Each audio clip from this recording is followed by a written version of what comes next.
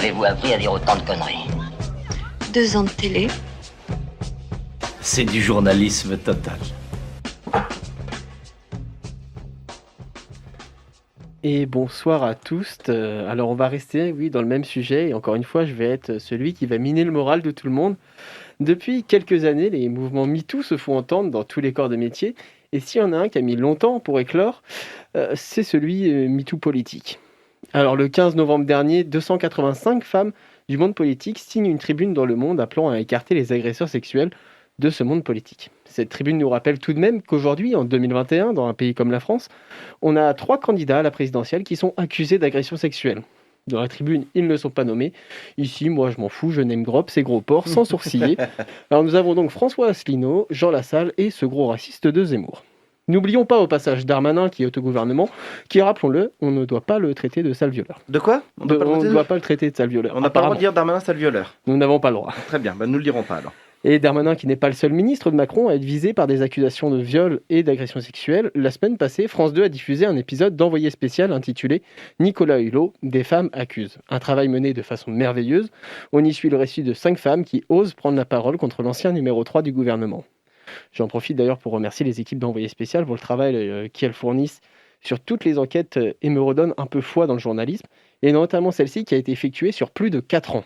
Malheureusement, tous les médias et tous les journalistes n'ont pas la même rigueur et la même éthique que les équipes d'Envoyé spécial. Mais là, Jean-Michel Apathy l'explique très bien sur le plateau de Quotidien. Nous connaissons en février 2018, grâce à Anne-Joan et Laurent Valdiguier, l'existence de cette plainte. Toute la presse se désintéresse de la plainte. On ne s'intéresse qu'à Nicolas Hulot. Est-ce qu'il va démissionner? On s'en fout qu'il démissionne ou pas.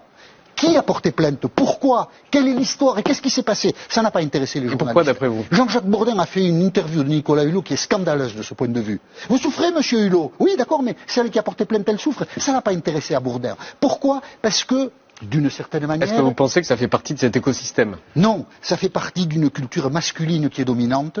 Est-ce que vraiment une femme peut se plaindre? Qu'est-ce qui est plus important, le désir de l'homme ou le consentement de la femme? Le désir de l'homme dans la culture est plus important. C'est ça qui doit changer. Si on m'avait dit un jour que je serais d'accord avec lui. Oui, étonnant, non?